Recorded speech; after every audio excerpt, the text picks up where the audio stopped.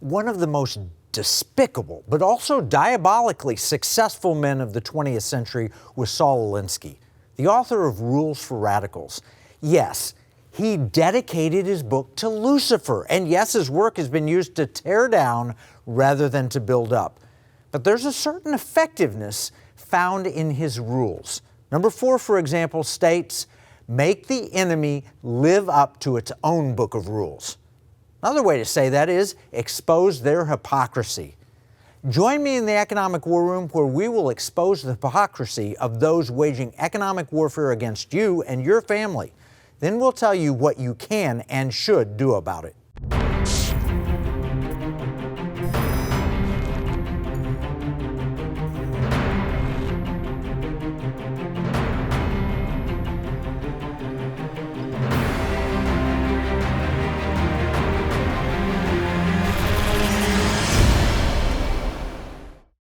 Over about the past year or so, when the pandemic hit home and everything was shut down, we've seen the full-throttled nanny state in all its glory. We've been told when we can leave our homes, whether or not we can attend church, or even visit a sick friend. We've been told what we're allowed to think and what we're allowed to say. And that control leapt from the public health and to politics, and now it's in the marketplace. In fact, it is the marketplace where it blossoms into full-blown economic warfare. For 3 years on this program, we've explained how we're already in an economic war, and the fighting continues to intensify. There really is no aspect of our personal or professional life that's immune. We have two major enemies. One is foreign and the other is domestic. And as Sun Tzu explained, all warfare is based on deception. In this case, our foreign enemy is trying to deceive you, and so is our domestic enemy. The manner of deception is something called hypocrisy.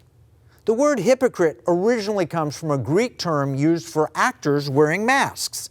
In this case, it's more of a do as I say, not as I do thing. We're constantly being lectured by the progressive left. Wear a mask, don't be racist, never question authority. All of this is designed to strip you of your personal liberty for what they say is the collective good. And it's global. The Chinese Communist Party is pushing this on their own people and also the rest of the world. The progressive leftists are using the same approach just closer to home.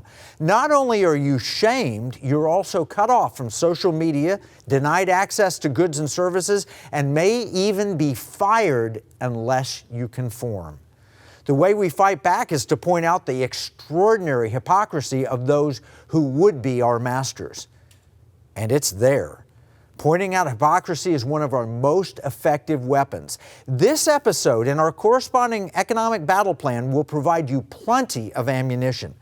And as I mentioned in the opening, this is a Saul Alinsky tactic taken straight from Rules for Radicals. Make the enemy live up to its own book of rules. That's how you can protect yourself from the economic attacks they're planning. If we properly shame the hypocrites, they will attack one another and may even retreat. We've seen a few examples recently, both of hypocrisy and the retreat when exposed. Case in point number 1, the mass furor over Georgia's attempt to secure their elections. The big issue was the audacity of Georgia to ask voters to produce an ID. Coca-Cola, Delta Airlines, Major League Baseball, and maybe 100 other companies immediately denounced the state of Georgia as racist. Coke and Delta are based there, and Major League Baseball was planning the All-Star game there. But in obedience to the woke, all three and many others set about trashing Georgia. The irony, of course, is you can't fly on a Delta airplane without an ID. You can't pick up baseball tickets at will call without an ID. And the list is really pretty long. The woke left wants you to have papers and an ID for just about anything you do other than voting. In fact, Washington Examiner listed 24 things that require an ID almost a decade ago, and the list continues to lengthen over time. You need an ID to buy stuff, to get a job, to sign up for welfare, to cash a check, to buy alcohol, to rent a house, to rent a car, to adopt a pet, to go fishing or hunting, and even to buy medicine. Now you have to show an ID to get a COVID vaccine, which they pretty much demand everyone get. But it's racist to ask for an ID to vote?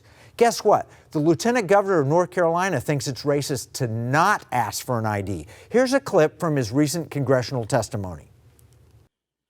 The subject of this hearing is the evolving landscape of voter discrimination, and it certainly has throughout our nation's history. Let me say that I am very proud of the history in this nation of my people. My people were put in the belly of ships, bound in chains, and endured the Middle Passage. My people were whipped, beaten, and sold as property during slavery. During Reconstruction and throughout Jim Crow, black people were intimidated, harassed, and even killed to keep them from having a voice in government. Symbols like chains, nooses, and burnt crosses are not just symbols of death, they are symbols of forced and coerced silence. The sacrifices of our ancestors, so I could have the opportunity to become the first black lieutenant governor of my state, to see a black man sit in the White House for 2 terms, and for millions of us to be leaders in business, athletics, government, and culture, add up to an incredible story of victory. But today, we hear Georgia law being compared to Jim Crow. The black voices are being silenced, and the black voices are being kept out. How? By bullets? By bombs? By nooses? No, by requiring a free ID to secure the vote. Let me say that again, by requiring a free ID to secure the vote. How absolutely preposterous. Am I to believe that black Americans who have overcome the atrocities of slavery, who were victorious in the civil rights movement, and now sit in the highest levels of this government cannot figure out how to get a free ID to secure their votes? That they need to be coddled by politicians because they don't think we can figure out how to make our voices heard. Are you kidding me? The notion that black people must be protected from a free ID to secure their votes is not just insane, it is insulting. Basically, it is insulting to claim that American citizens are just too stupid to get an ID to vote, and to claim this is Jim Crow on steroids. That shows how out of touch and hypocritical Joe Biden really is. The key thing to realize is that exposing hypocrisy is working.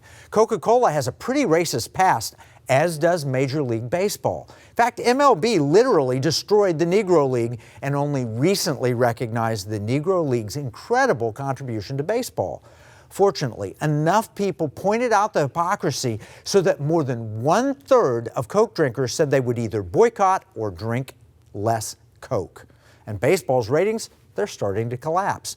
Lo and behold, Coke has backtracked, saying it's time to find common ground. And Bank of America even sort of apologized.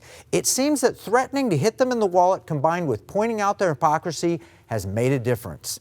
The outcry can and should grow. The bottom line is this: pointing out hypocrisy works.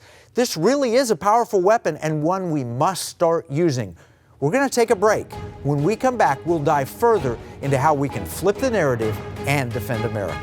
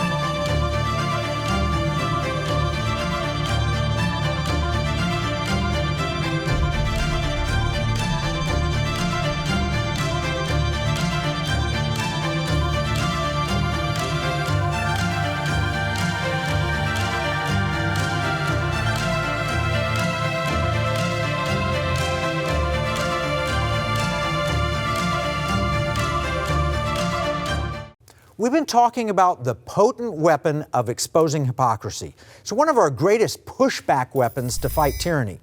That's because those who seize power often do so by lecturing the rest of us. Yet those same cronies get caught doing the very thing they told us not to do. Case in point from California, where citizens cost Governor Newsom breaking his own draconian COVID lockdown orders to eat at fancy restaurants. They weren't allowed to eat out, but he sure did.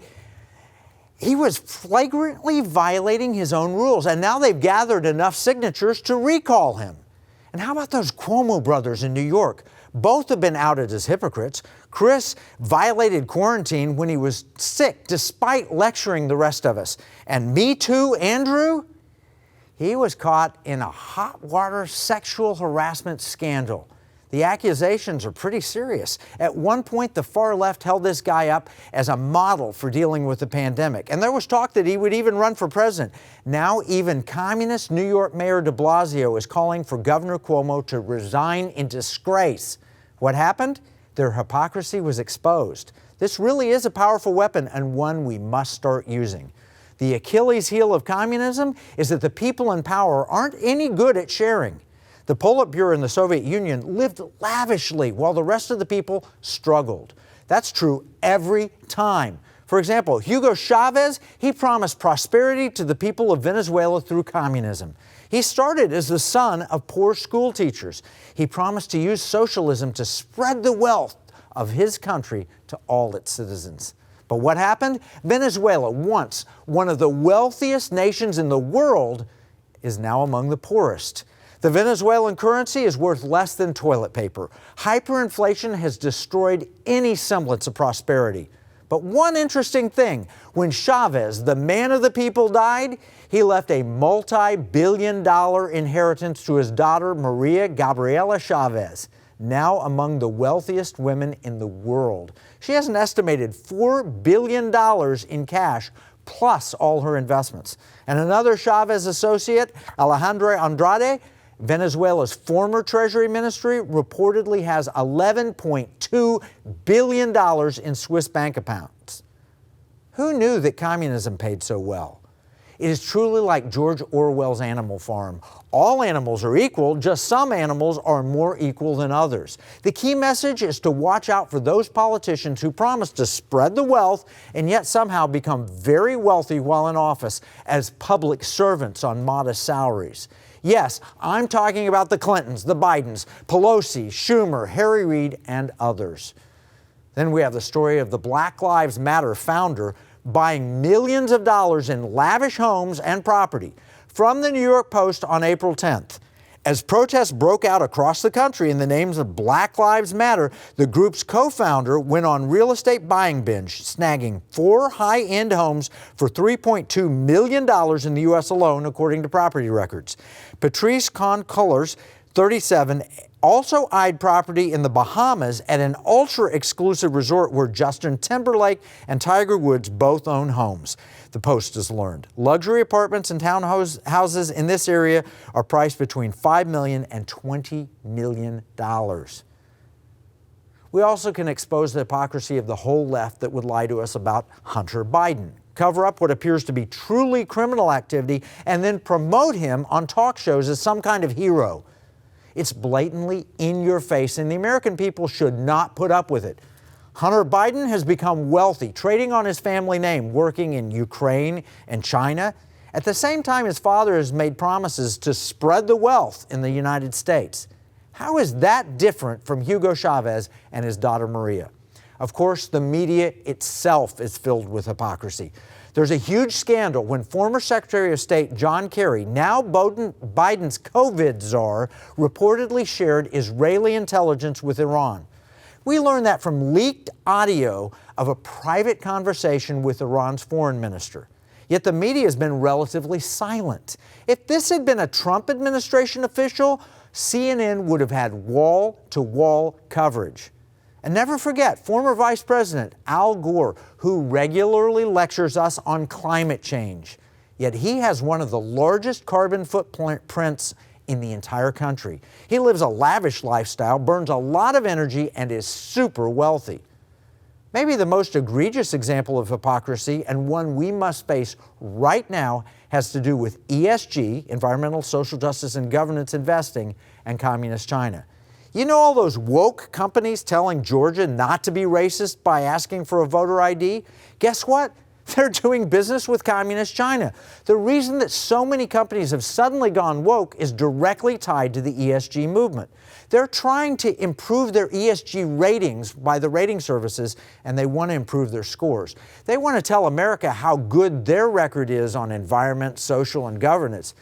But they're investing in China? Just how good is China in those areas? In terms of environment, China is among the worst polluters on the planet. In addition, they regularly push for exemptions for themselves in all those big climate meetings. They're burning coal at a very rapid pace. In terms of social, the Chinese Communist Party is extremely repressive. They're persecuting Christians and closing churches. The Chinese Communist Party is even worse for Muslims and other religious minorities. They're literally allowing the harvesting of human organs from live prisoners. They keep those prisoners alive long enough to extract as many organs as possible. They want the eyes, the lungs, the kidneys. This is worse than what Hitler did with his gas chambers. Beyond that, the repression for all Chinese citizens is intolerable. China is not pro-choice. For example, they have a long history of forced abortions from their one-child and later two-child policy. Everything is monitored and controlled. If you live in China, whether you're allowed to buy or sell or travel or attend school, that's all based on a social credit score.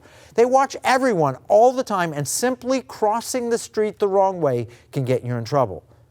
Now, as for the G in ESG, it refers to governance. The reality is that the corporations are not designed to serve their shareholders or even their customers. The purpose of the corporation in China is to serve the Chinese Communist Party. Jack Ma of Alibaba learned this recently when he stepped out of line and got throttled for it. If most Chinese investments were graded on a fair ESG scale, they would fail. So why is Larry Fink of BlackRock, the true ESG leader, so excited about investing in China? Why is the Biden administration allowing so many Chinese companies to come into American markets? There's a two-word answer: blatant hypocrisy. This is where the rubber meets the road. Companies want to tell you how woke they are even as they do business with the Chinese regime. Why? The answer? It's all about the money. Remember LeBron James lecturing America for repressing minorities? Laudable, right? But then Daryl Mosley, an assistant coach with the NBA, tries to stand up for the repressed people of Hong Kong, and LeBron tells him to sit down and shut up so he doesn't slow the money train from China. That was a couple of years ago, and it's only gotten worse. Companies are being applauded for being woke in America. But don't try to apply that to China. Case in point is H&M, the clothing retailer. H&M is a Swedish company and one of the largest retailers in the world. They recently took the commendable stance of refusing cotton produced by slave labor. Now that's admirable. In fact, it's the kind of woke that I can get behind. It's bad for humanity to use slave labor, and H&M doesn't want their brand associated with it. This isn't trivial. If you buy cotton produced by slave labor, you're literally funding slavery. And the whole notion of cotton picking stirs up painful images from American history. So good for them. H&M is taking a righteous position with real teeth. This is far more important than Koch lecturing Georgia about requiring an ID to vote. This is truly taking a moral stand. Are they applauded for it? We need to take a break. But when we come back, we'll learn the surprising twist in the H&M story.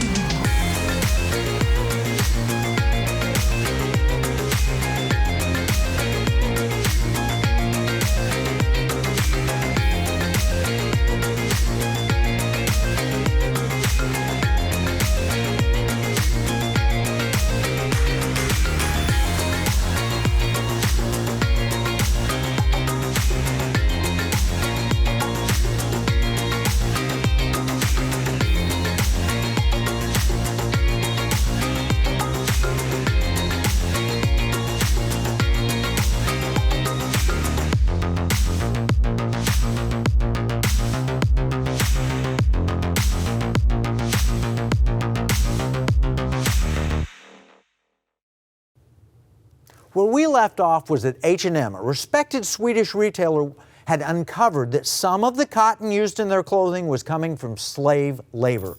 So they canceled the contracts and informed the world they would no longer support slavery.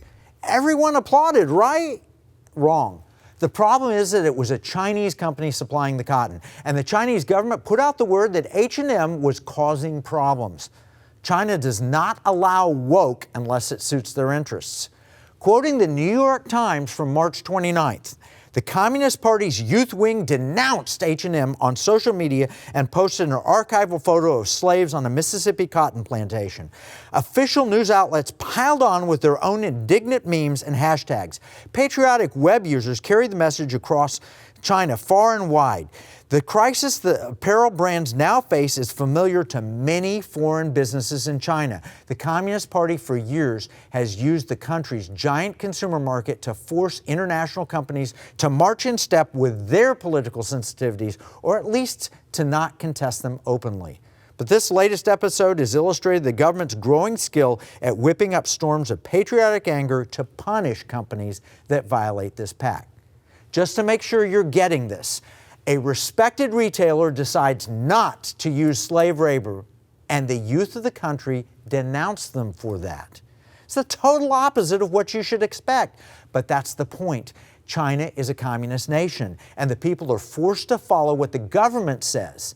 There's no free speech. Does that not remind you of where this nation is heading? If not, try saying masks don't work, or you believe there was fraud in the 2020 election. Why do you think Coke claims that voter IDs are racist? It's not because they're woke, and it's not because they're racist. It's because they believe that that's what this administration wants. After all, President Biden said the Georgia election law was Jim Crow on steroids. And Coke followed, just like Delta and 100 other major companies.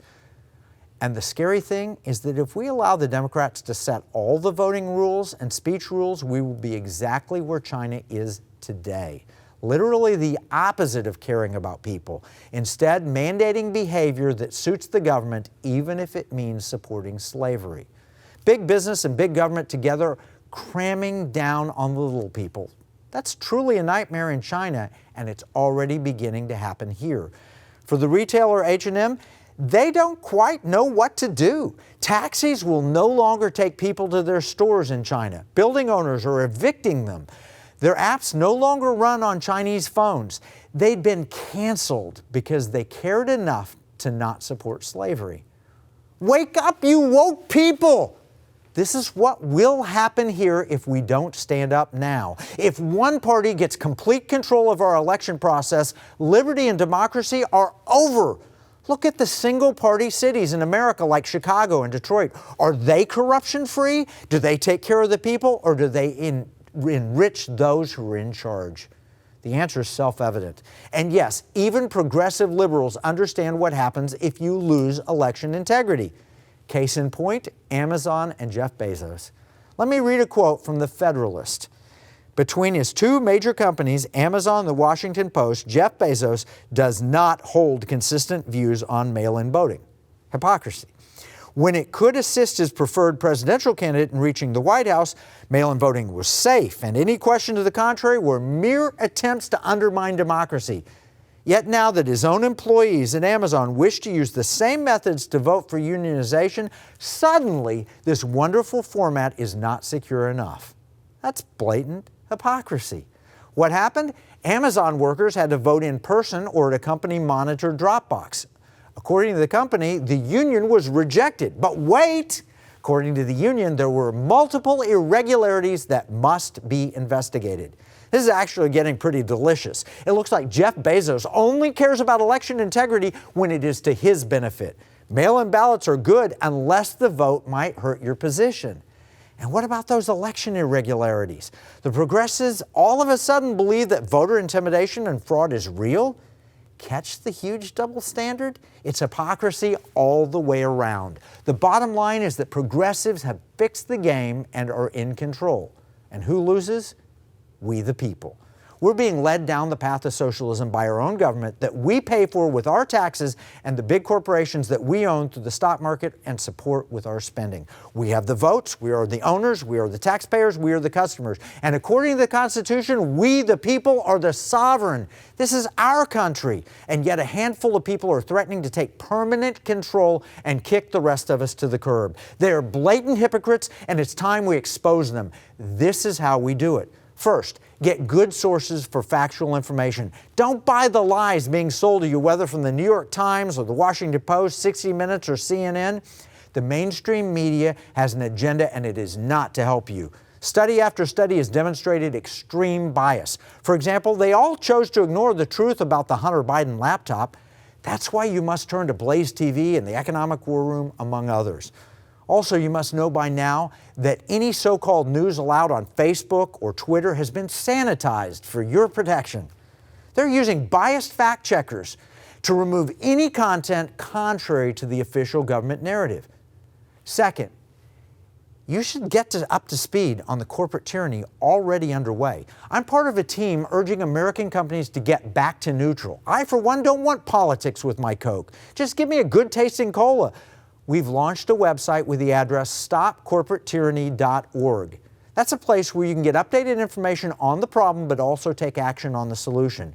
You can make this hypocrisy known. Finally, you must weaponize your money before it is too late. You control your giving, spending, and investing. And giving is easy. Don't give to dumb causes. Give to good causes. Spending is a little bit harder. You may like Coke or H&M. That's okay. But be sure that you make your voice heard if you buy their products. In the case of Coke, let every retailer and every restaurant know that you encounter know that you want Coke to stay out of politics. Be vocal. If 7-Eleven hears from enough people, they'll tell Coke, and it can make a difference. You can even write letters. If they won't listen, you may want to boycott. With H&M, do the opposite. Tell them you're proud that they stood up for liberty. Slave labor is never acceptable. As for investing, we suggest you get a like-minded financial advisor. We've done surveys, and a clear majority of investors want an advisor who matches with their political beliefs. Unfortunately, Wall Street's pushing for you to just take what they offer, and that sets you into a leftist agenda with your investing. If your advisor isn't willing to match your investments with your values, send them to us for training and education. And if they won't do that, I can promise you there are plenty of other advisors looking for new clients. Now, you may be thinking, what difference can my small portfolio make?